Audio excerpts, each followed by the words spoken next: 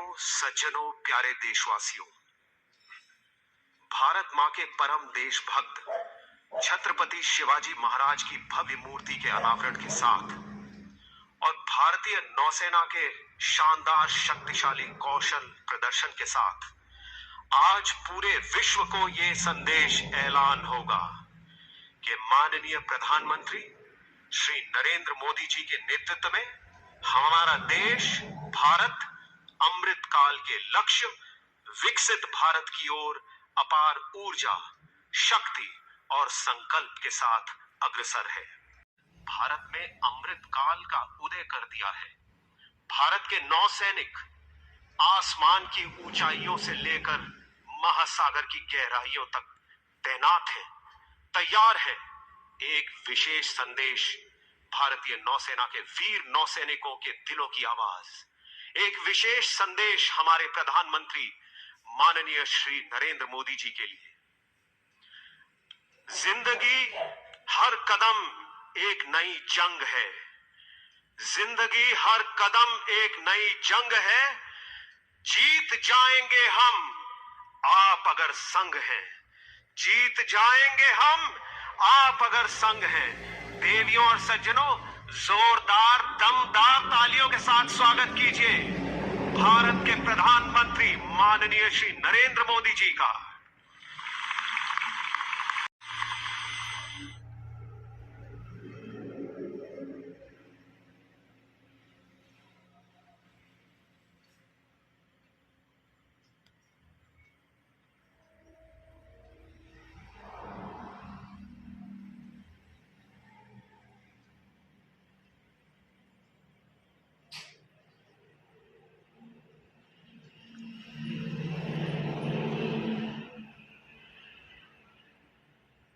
छत्रपति वीर शिवाजी महाराज की, छत्रपति वीर संभाजी महाराज की।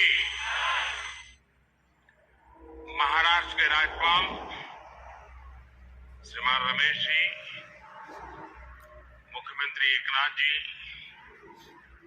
केंद्रीय मंत्रिमंडल के मेरे सहयोगी राजनाथ सिंह जी, नारायण राणे जी, मुख्यमंत्री देवेंद्र फडणवीस जी, अजित पवार जी,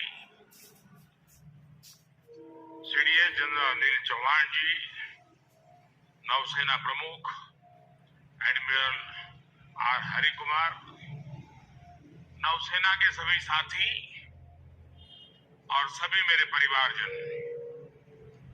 आज 4 दिसंबर का ये ऐतिहासिक दिन हमें आशीर्वाद देता है। सिंधु दुर्ग का ऐतिहासिक किला, मालवण तारकर्ली का ये खूबसूरत किनारा, चारों ओर फैला छत्रपति वीर शिवाजी महाराज का प्रताप, राजकोट फोर्ट पर उनकी विशाल प्रतिमा का अनावरण और आपकी ये हुंकार हर भारतवासी को जोश से भर रही है। आपके लिए ही कहा गया है, चलो चलो नहीं बड़े चलो। मैं नौसेना परिवार के सभी सदस्यों को नेवी डे पर विशेष रूप से बधाई देता हूं। आज के दिन हम उन शूरवीरों को भी प्रणाम करते हैं जिन्होंने मातृभूमि के लिए अपना सर्वोच्च बलिदान दिया है। साथियों, आज सिंधुदुर्ग की इस वीर भूमि से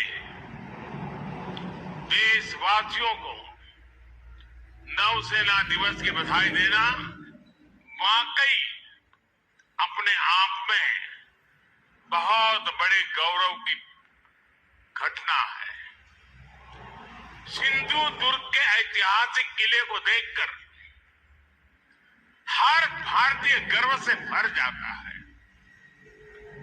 छत्रपति वीर शिवाजी महाराज जानते थे कि किसी भी देश के लिए समुद्री सामर्थ्य कितना जरूरी होता है।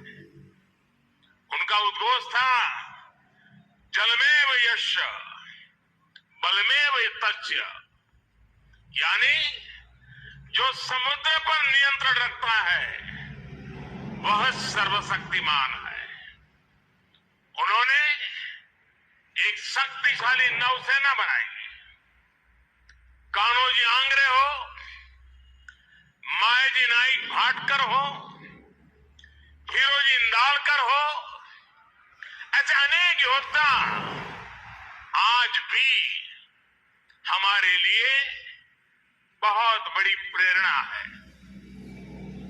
मैं आज नौसेना दिवस पर देश के ऐसे पराक्रमी योद्धाओं को भी नमन करता हूं।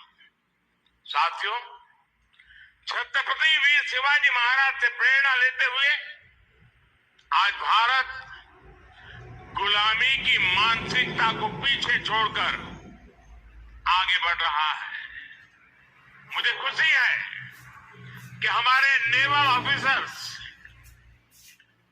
जो अपलेट्स पहनते हैं, अब उसमें छत्रपति वीर शिवाजी महाराज की विरासत की झलक भी देखने को मिलने वाली है। नए एपोलेट भी अब उनकी नौसेना के प्रतीक चिन्ह की तरह ही होंगे। ये मेरा सौभाग्य है कि नौसेना के ध्वज को मुझे पिछले वर्ष छत्रपति शिवाजी महाराज की विरासत से जोड़ने का अवसर मिला था। अब एपोलेट्स में भी छत्रपति वीर शिवाजी महाराज का प्रतिबिंब हम सबको नजर आएगा। अपनी विरासत पर गर्व की भावना के साथ मुझे एक और घोषणा करते हुए आज गौरव हो रहा है। भारतीय नौसेना अब अपने रैंक्स का नामकरण भारतीय परंपराओं के अनुरूप करने जा रही है। हम सशस्त्र बलों में अपनी नारी शक्ति की संख्या बढ़ाने पर भी जोर दे रहे हैं। मैं नौसेना को बधाई दूंगा कि आपने नेवल शिप में देश की पहली महिला कमांडिंग अफसर की तैनाती की है। साथियों, आज का भारत अपने लिए बड़े लक्ष्य तय कर रहा है और उसे पाने के लिए अपनी पूरी शक्ति लगा रहा है। भारत के पास इन लक्ष्यों को पूरा करने के लिए एक बड़ी ताकत है। ये ताकत 140 करोड़ भारतीयों के विश्वास की है। ये ताकत दुनिया के सबसे बड़े लोकतंत्र की मजबूती की है। कल आपने देश के 4 राज्यों में इसी ताकत की झलक देखी। देश ने देखा, जब लोगों के संकल्प जुड़ते हैं, जब लोगों की भावनाएं जुड़ती है, जब लोगों की आकांक्षाएं जुड़ती है, तो कितने सकारात्मक परिणाम सामने आते हैं। अलग अलग राज्यों की प्राथमिकताएं अलग है, उनकी आवश्यकताएं अलग है, लेकिन सभी राज्यों के लोग राष्ट्र प्रथम की भावना से ओतप्रोत है। देश है तो हम हैं। देश आगे बढ़ेगा तो हम आगे बढ़ेंगे। यही भावना आज हर नागरिक के मन में है। आज देश इतिहास से प्रेरणा लेकर उज्जवल भविष्य के रोडमैप तैयार करने में जुट गया है। लोगों ने नकारात्मकता की राजनीति को हराकर हर क्षेत्र में आगे निकलने लेने का प्रण किया है। यही प्रण हमें विकसित भारत की ओर ले जाएगा। यही प्रण देश का वो गौरव लौटाएगा जिसका ये देश हमेशा से हकदार है। साथियों, भारत का इतिहास सिर्फ 1000 साल की गुलामी का इतिहास नहीं है, सिर्फ हार और निराशा का इतिहास नहीं है। भारत का इतिहास विजय का इतिहास है। भारत का इतिहास शौर्य का इतिहास है। भारत का इतिहास ज्ञान और विज्ञान का इतिहास है। भारत का इतिहास कला और सृजन कौशल का इतिहास है। भारत का इतिहास हमारे सामुद्रिक सामर्थ्य का इतिहास है। सैकड़ों वर्ष पहले जब ऐसी टेक्नोलॉजी नहीं थी, जब ऐसे संसाधन नहीं थे, तब उस जमाने में समंदर को चीरकर हमने सिंधु दुर्ग जैसे कितने ही किले बनवाए। भारत का सामुद्रिक सामर्थ्य हजारों साल पुराना है।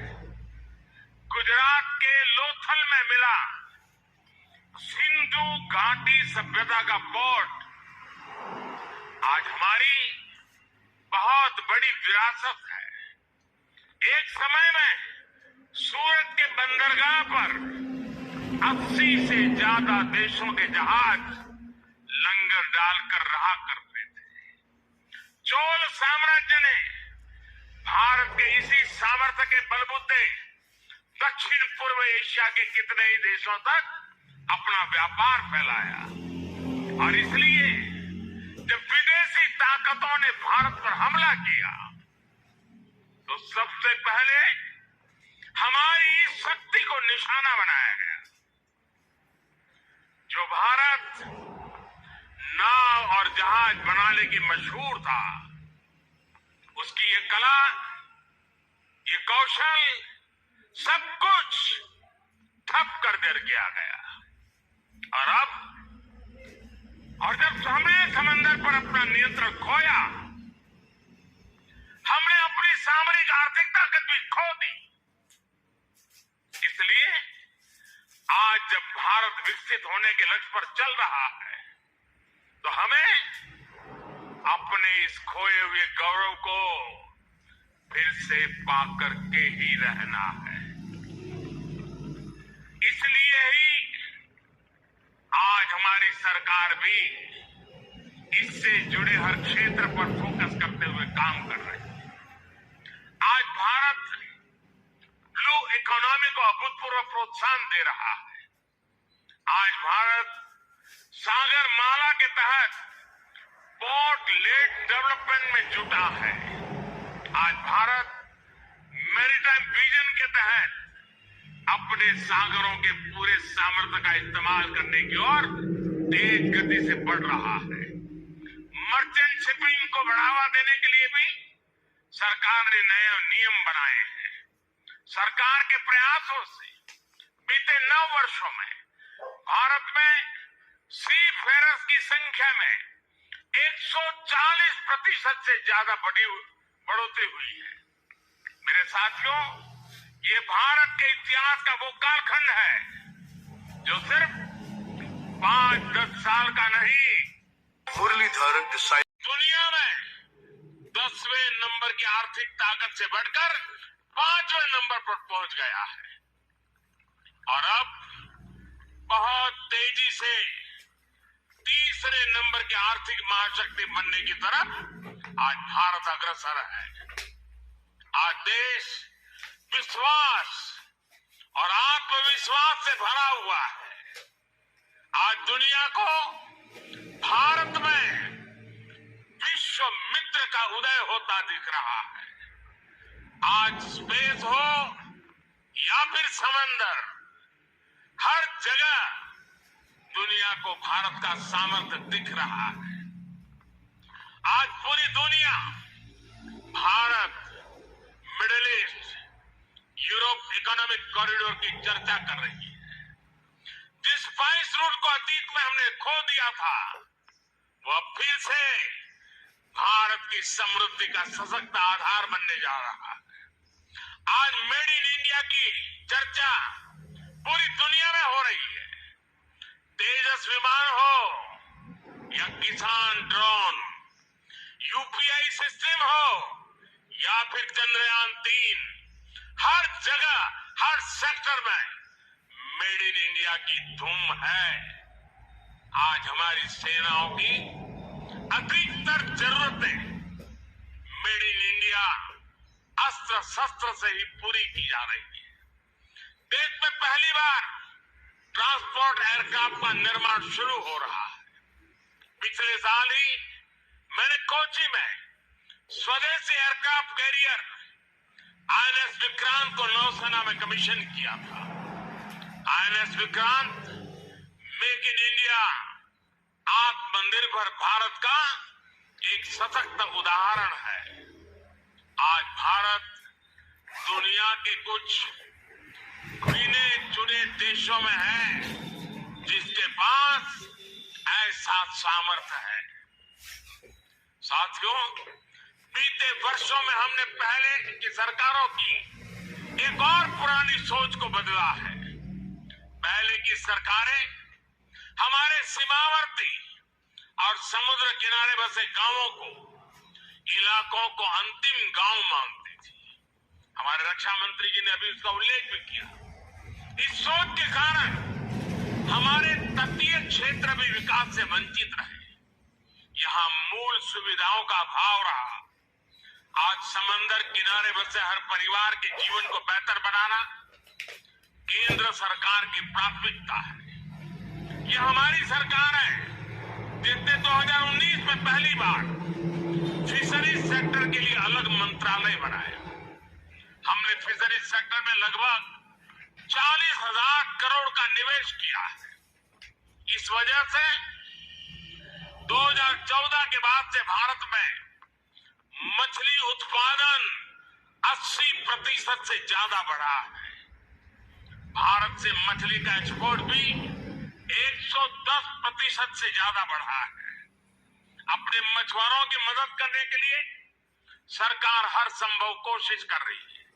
हमारी सरकार ने मछुआरों के लिए बीमा कवर 2 लाख से बढ़ाकर 5 लाख किया है। देश में पहली बार मछुआरों को किसान क्रेडिट कार्ड का भी लाभ मिला है। सरकार फिशरीज सेक्टर में वैल्यू चेन डेवलपमेंट पर भी काफी जोर दे रही है।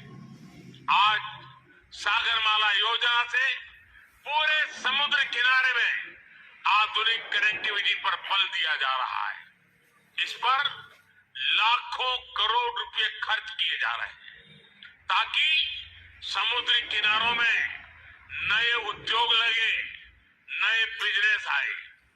मछली हो, दूसरा सी फूड हो, इसकी पूरी दुनिया में बहुत अधिक डिमांड है।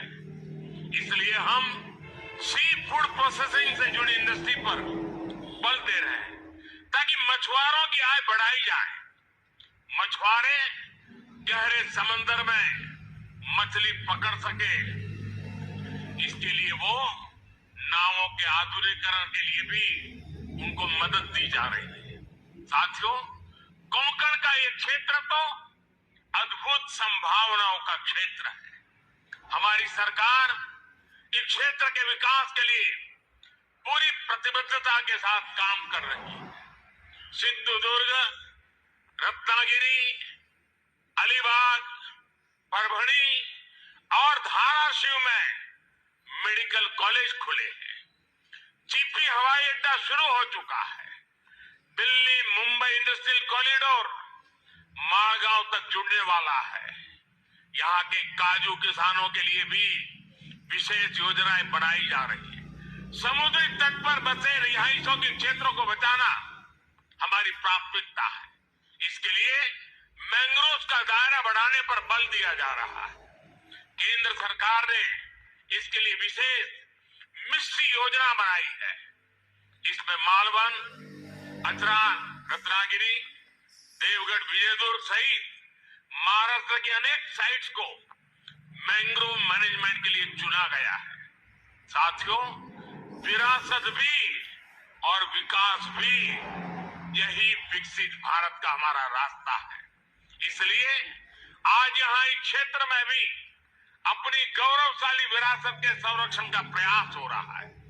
छत्रपति वीर शिवाजी महाराज के कालखंड में जो दुर्ग, जो किले बने हैं, उनको संरक्षित रखने के लिए केंद्र और राज्य सरकार संकल्पित है। कोंकण सहित पूरे महाराष्ट्र में इन धरोहरों के संरक्षण पर सैकड़ों करोड़ रुपए खर्च किए जा रहे हैं। हमारा प्रयास है कि पूरे देश से लोग अपनी इस गौरवशाली विरासत को देखने आए। इसी क्षेत्र में टूरिज्म भी बढ़ेगा, रोजगार स्वरोजगार के नए अवसर भी बनेंगे। साथियों, यहां से हमें अब विकसित भारत की यात्रा और तेज करनी है। ऐसा विकसित भारत जिसमें हमारा देश सुरक्षित, समृद्ध और शक्तिशाली हो सके। और साथियों, आमतौर पर army day, air force day, navy day ये दिल्ली में मनाए जाते रहे और दिल्ली में जो आसपास के लोग हैं वो इसका हिस्सा बनते थे और ज्यादातर इसके जो चीफ होते थे उनके घर के लोन में ये कार्यक्रम होते थे। मैंने उस परंपरा को बदला है और मेरी कोशिश है कि चाहे आर्मी डे हो, नेवी डे हो या एयरफोर्स डे हो, देश के अलग अलग हिस्सों में हो। और उसी योजना के तहत इस बार का नेवी डे इस पवित्र भूमि पर हो रहा है जहां पर नेवी का जन्म हुआ था। और मुझे थोड़े समय पहले बता रहे थे कुछ लोग कि बोले पिछले सप्ताह से हजारों की तादाद में लोग आ रहे हैं इस हलचल के कारण। मुझे पक्का विश्वास है कि अब देश के लोगों का इस भूमि के प्रति आकर्षण बढ़ेगा। सिंधु दुर्ग के प्रति एक तीर्थ का भाव पैदा होगा। छत्रपति शिवाजी महाराज ने युद्ध के क्षेत्र में कितना बड़ा योगदान दिया था। जिस नेवी के लिए हम गर्व करते हैं उसकी मूल धारा छत्रपति शिवाजी महाराज से शुरू होती है। इसका गर्व आज देशवासी करेंगे। और इसलिए मैं नेवी के मेरे साथियों को, हमारे रक्षा मंत्री जी को मैं हृदय से बधाई देता हूं। उन्होंने इस कार्यक्रम के लिए इस प्रकार के स्थान को चुना है। मैं जानता हूं ये सारी व्यवस्थाएं करना कठिन है, लेकिन इस क्षेत्र को भी लाभ होता है।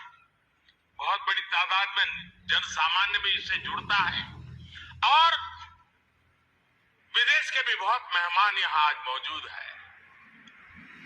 उनके लिए भी बहुत सी बातें नई होगी कि नेवी का कंसेप्ट छत्रपति शिवाजी महाराज ने इतनी शताब्दियों पहले शुरू किया था। मैं पक्का मानता हूं जैसे आज G20 में दुनिया का ध्यान इस बात पर गया कि भारत सिर्फ विश्व की सबसे बड़ी डेमोक्रेसी है, इतना ही नहीं, भारत मदर ऑफ डेमोक्रेसी है। उसी प्रकार से भारत है जिसने नेवी की इस कंसेप्ट को जन्म दिया, सामर्थ्य दिया और आज विश्व ने उसको स्वीकार किया है। और इसलिए आज का यह अवसर विश्व पटल पर भी एक नई सोच के लिए निर्माण का कारण बनने वाला है। मैं फिर एक बार आज नेवी डे पे देश के सभी जवानों को, उनके परिवारजनों को और देशवासियों को बहुत बहुत शुभकामनाएं देता हूं, बहुत बहुत बधाई देता हूं। मेरे साथ पूरी शक्ति से एक बार बोलिए, भारत माता की, भारत माता की, भारत माता की। बहुत बहुत धन्यवाद। में है आज भारतीय नौसेना की पश्चिमी नौसेना कमान अपने युद्ध कौशल, उभरती नई तकनीक तथा राष्ट्र की रक्षा सुरक्षा के कई आयामों को प्रदर्शित करेंगे। Ladies and gentlemen, our brave sea warriors maintain a keen vigil along our own homeland, ensuring that every Indian can pursue their dreams under an assured umbrella of peace. We will be now witnessing the demonstration by the incredibly swift Naval Immediate Support Vessel, the ISVs. The ISVs were inducted into the Indian Navy to augment coastal security. देवी और सज्जनों, अब आप तटीय रक्षा के लिए समर्पित मंच के दोनों तरफ से आ रही दो ISVs को देख सकते हैं। इन जहाजों में optical day and night surveillance system और लाइट मशीन गन लगी हुई हैं। नौसेना की हाई वैल्यू एसेट की सुरक्षा के साथ ये समुद्र तटों, प्रतिष्ठानों एवं बंदरगाहों की सुरक्षा के लिए तत्पर रहती हैं। 25 मीटर लंबी ये बोट 74 किलोमीटर प्रति घंटे की रफ्तार से चल रही है। इन आईएसवीज का नेतृत्व कर रहे हैं lieutenant commander Mohit Sharma. Apart from 24/7 patrolling in the harbor, the ISVs are also being deployed to provide force protection to all high-value assets.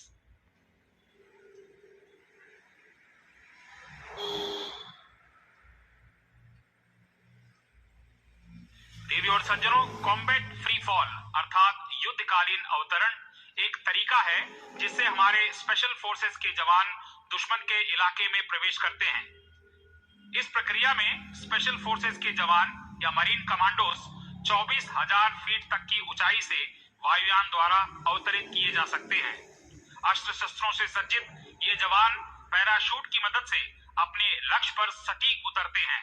यह प्रक्रिया दुश्मन के उन इलाकों में अपनाई जाती है जहां जमीन से प्रवेश कर पाना कठिन हो अथवा समुद्र में जहां रबड़ की नौका भी उतारी जा सकती हो, जिससे किसी भी दुश्मन, पायरेट या ड्रग माफिया को पकड़ा जा सके। Ladies and gentlemen, look up into the sky.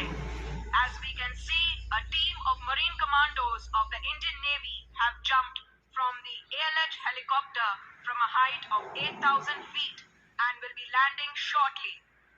When naval forces are deployed for a mission, we sometimes need our elite special force, the Marine Commando or Marcos, to go in behind enemy lines. One of the many ways in which we do this is through something called combat free fall. Combat free fall is one of the most lethal modes of insertion of special forces into the enemy area by air, utilizing highly maneuverable parachutes. The Special Forces personnel get airdropped from a height of about 24,000 feet with a compact load and land with accuracy onto a given target. Combat free fall can be carried out from helicopters like Mi-17, Sea King and ALH, as well as fixed-wing aircraft like C-130, AN-32 and Dornier. This daring method is used against heavily guarded enemy areas